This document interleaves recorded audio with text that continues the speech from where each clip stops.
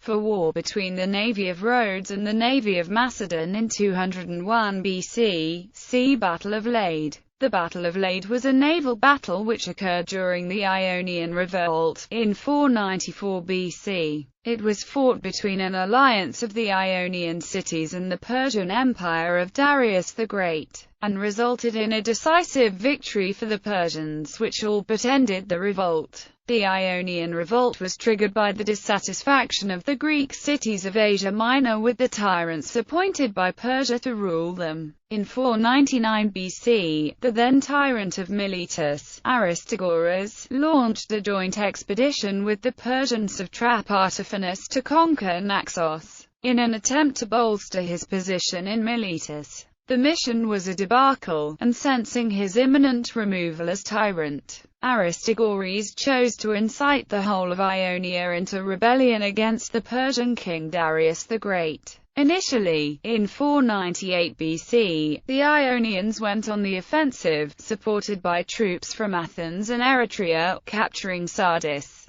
before suffering defeat at the Battle of Ephesus. The revolt then spread to Caria and Cyprus. 3 years of Persian campaigning across Asia Minor followed, with no decisive effect. By 494 BC the Persian army and navy had regrouped, and made straight for the epicenter of the rebellion at Miletus. The Ionians sought to defend Miletus by sea, leaving the defense of Miletus to the Milesians. The Ionian fleet gathered at the island of Lade, off the coast of Miletus. The Persians were uncertain of victory at Lade, so attempted to persuade some of the Ionian contingents to defect. Although this was unsuccessful at first, when the Persians finally attacked the Ionians, the Samian fleet accepted the Persian offer. As the Persian and Ionian fleets met, the Samian sailed away from the battle, causing the collapse of the Ionian battle line. Although the Chian contingent and a few other ships remained and fought bravely against the Persians, the battle was lost. With the defeat at Lade, the Ionian revolt was all but ended. The next year, the Persians reduced the last rebel strongholds, and began the process of bringing peace to the region. The Ionian revolt constituted the first major conflict between ancient Greece and Persia, and as such represents the first phase of the Greco-Persian Wars. Although Asia Minor had been brought back into the Persian fold, Darius vowed to punish Athens and Eretria for their support of the revolt. Moreover, seeing that the myriad city-states of Greece posed a continued threat to the stability of his empire, he decided to conquer the whole of Greece. In 492 BC, the first Persian invasion of Greece, the next phase of the Greco-Persian Wars, would begin as a direct consequence of the Ionian revolt. Background: in the Dark Age that followed the collapse of the Mycenaean civilization, significant numbers of Greeks had emigrated to Asia Minor and settled there. These settlers were from 3 tribal groups: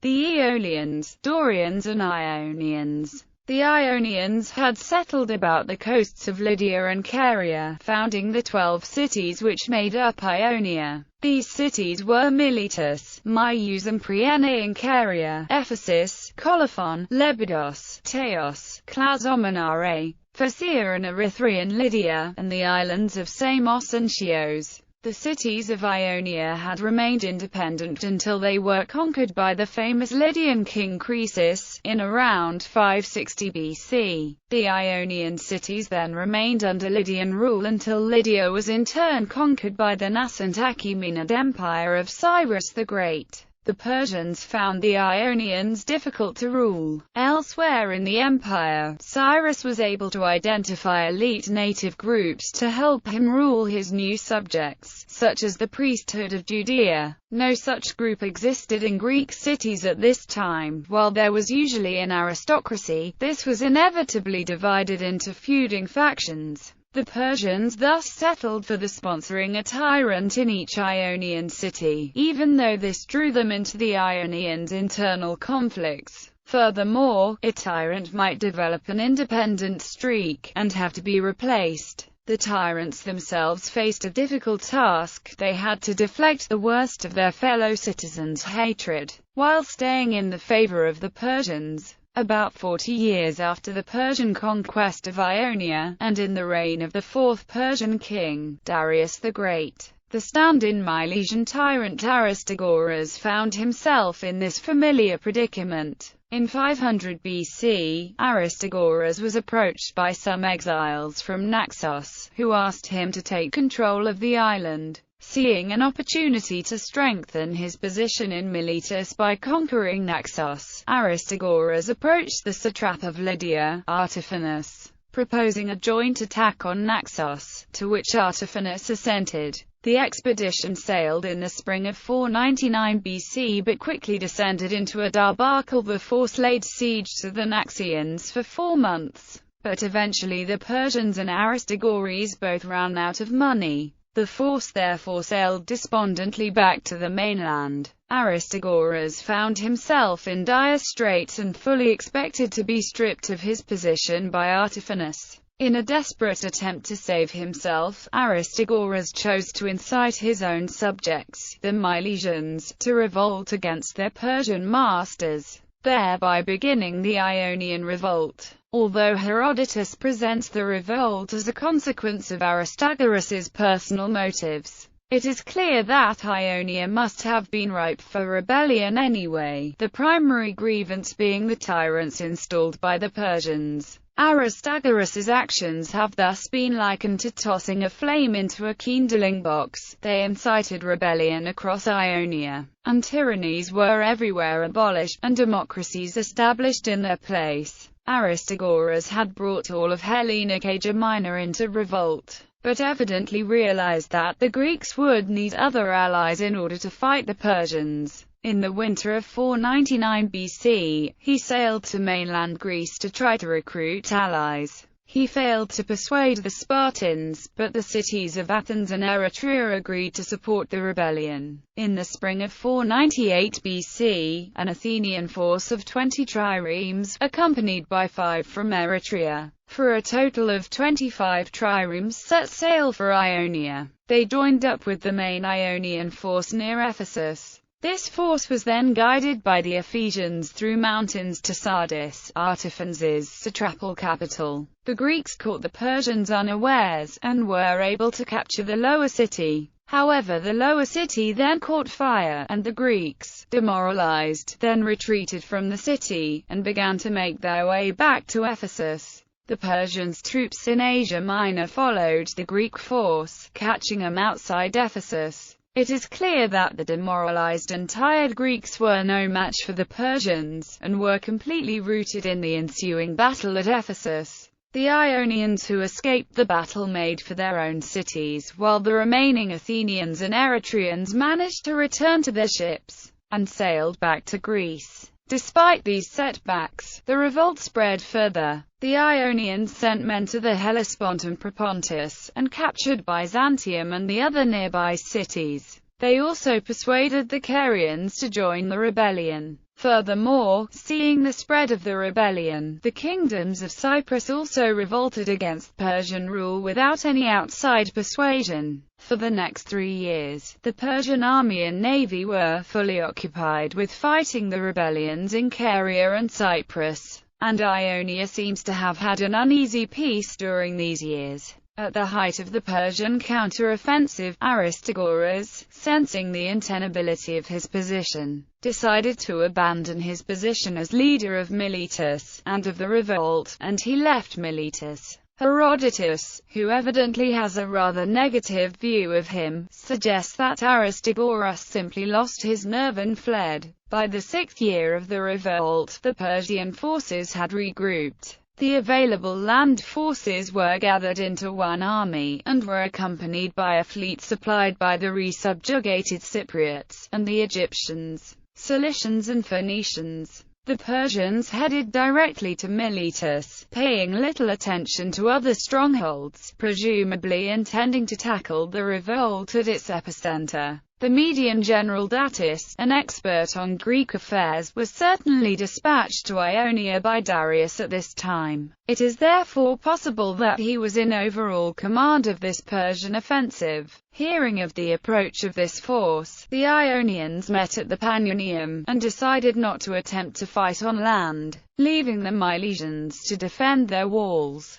Instead, they opted to gather every ship they could, and make for the island of Lade, off the coast of Miletus, in order to fight for Miletus at sea. Opposing forces. Greeks. The Ionian cities were joined in this battle by the Aeolians of Lesbos. Herodotus lists the number of ships provided by each state. Herodotus gives the order of the Ionian battle line as being, from east to west: Miletus, Priene, Myus, Teos, Chios, Erythrea, Phocaea, Lesbos, Samos. Persians. Herodotus says that there were 600 ships in the Persian fleet, provided by the Phoenicians, the Egyptians, Cilicians, and the Cypriots, whose own revolt had recently been subdued. The Persian fleet may have been commanded by the veteran Median general Datis. Persian records seem to suggest that he was sent by Darius to Ionia at around about the time of Lade.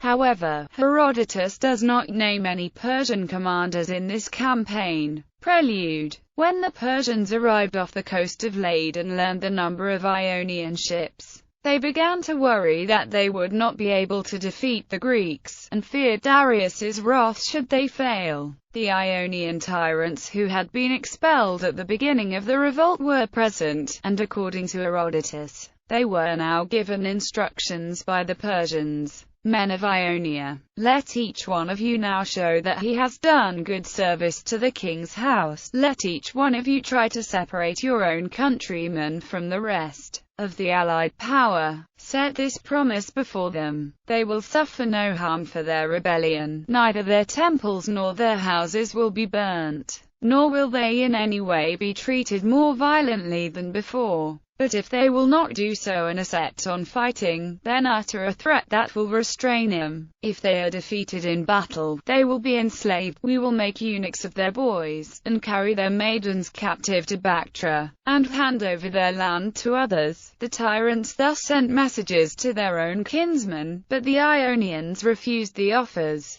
Critically, each group thought that only they had been approached. There does not seem to have been any discussion of this offer between the different contingents, and the possibility for treachery does not seem to have been realized. The Ionians did, however, hold meetings to discuss the conduct of the battle. Dionysius, the Phocaean general, offered to train and lead the Greek force. Our affairs, men of Ionia, stand on the edge of a razor, whether to be free men or slaves, and runaway slaves at that. If you now consent to endure hardships, you will have toil for the present time, but it will be in your power to overcome your enemies and gain freedom. But if you will be weak and disorderly, I see nothing that can save you from paying the penalty to the king for your rebellion. Believe me and entrust yourselves to me. I promise you that either our enemies shall not meet us in battle, or if they do, they shall be utterly vanquished. Dionysius thus began an intensive training program, leading the fleet out every day to train the rowers in ramming maneuvers, and the marines in combat. For 7 days the Ionians accepted this regime, but being unused to the hard work, they refused to obey thereafter, and stayed in camp instead. According to Herodotus, upon seeing the resultant discontent and division in the Ionian camp, the Samians decided to accept the Persian offer of lenience in return for desertion. However, some modern historians reject the notion of dissent in the Greek camp. Herodotus derived his account of Lade from the Samians themselves, and it is suggested that, seeking to excuse their treachery, they came up with this story. At any rate, the Samians remained with the other Greeks in the run-up to the battle.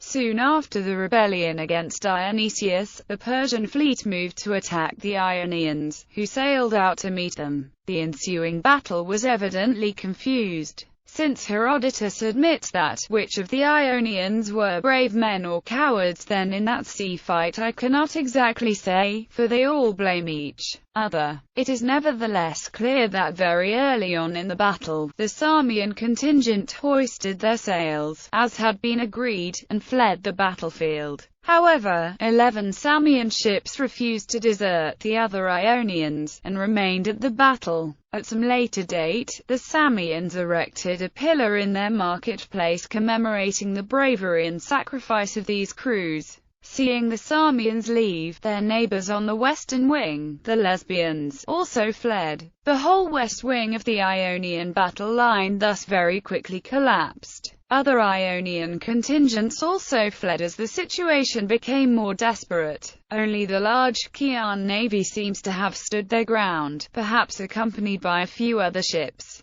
They fought valiantly, but had huge casualties. Eventually the remaining Chian ships sailed away back to Chios, thereby ending the battle. Aftermath. With the defeat of the Ionian fleet, the revolt was effectively over. Miletus was closely invested, the Persians mining the walls and using every device against it, until they utterly captured it.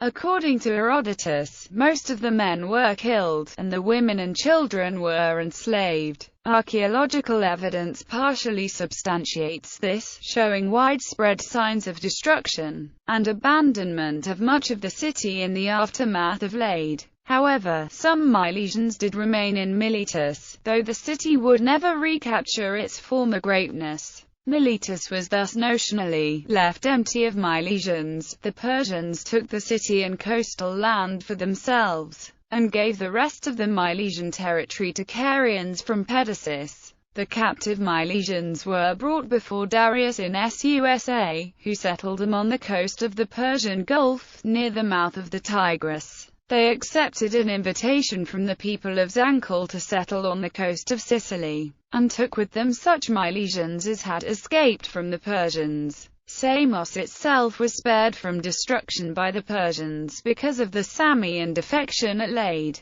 Meanwhile, Dionysius of Phaeacia went to Sicily, and established himself as a pirate, preying on Carthaginian ships. Most of Caria surrendered to the Persians in aftermath of Lade, although some strongholds had to be captured through force. The Persian fleet and army wintered at Miletus, before setting out in 493 BC to finally stamp out the last embers of the revolt. They attacked and captured the islands of Chios, Lesbos and Tenedos, and then moved over to the mainland, and captured each of the remaining cities of Ionia. Although the cities of Ionia were undoubtedly harrowed in the aftermath, none seems to have suffered quite the fate of Miletus. The Persian army then reconquered the settlements on the Asian side of the Propontis, while the fleet sailed up to the European coast of the Hellespont, taking each settlement in turn. With all of Asia Minor now firmly returned to Persian rule, the revolt was finally over. For the Persians, the only unfinished business that remained by the end of 493 BC was to exact punishment on Athens and Eretria for supporting the revolt. The Ionian revolt had severely threatened the stability of Darius's empire, and the states of mainland Greece would continue to threaten that stability unless dealt with. Darius thus began to contemplate the complete conquest of Greece, beginning with the destruction of Athens and Eretria. The first Persian invasion of Greece thus began in the following year, 492 BC, when Mardonius was dispatched to complete the pacification of the land approaches to Greece, and push on to Athens and Eretria if possible. Thrace was resubjugated, having broken loose from Persian rule during the revolts, and Macedon compelled to become a vassal of Persia. However, progress was halted by a naval disaster. A second expedition was launched in 490 BC under Datus and Artaphernes, son of the satrap Artaphernes. This amphibious force sailed across the Aegean, subjugating the Cyclades, before arriving off Euboea. Eretria was besieged, captured and destroyed, and the force then moved on to Attica. Landing at the Bay of Marathon, they were met by an Athenian army, and defeated in the famous Battle of Marathon, ending the first Persian attempt to subdue Greece. Bibliography. Ancient sources: Herodotus, The Histories. Thucydides, History of the Peloponnesian Wars. Diodorus Siculus, Library. Cicero, On the Laws. Modern sources: Boardman J., Berry J.B., Cook Sar., Adcock F.A., Hammond N.G.L., Charlesworth M.P., Lewis D.M., Baines N.H., Oswald M. and Seltman C.T. The Cambridge Ancient History, Volume 5, Cambridge University Press. ISBN 0-521-22804-2. Failing. Herodotus and His Sources. Citation, Invention, and Narrative Art. Francis Cairns. Fine, J.V.A. The Ancient Greeks. A Critical History. Harvard University Press. ISBN 0-674-03314-0. Finley, Moses. Introduction. Thucydides, History of the Peloponnesian War. Penguin. ISBN 0-14-044039-9. Holland, Tom. Persian Fire. The First World Empire and the Battle for the West. Doubleday. ISBN 0-385-51311-9.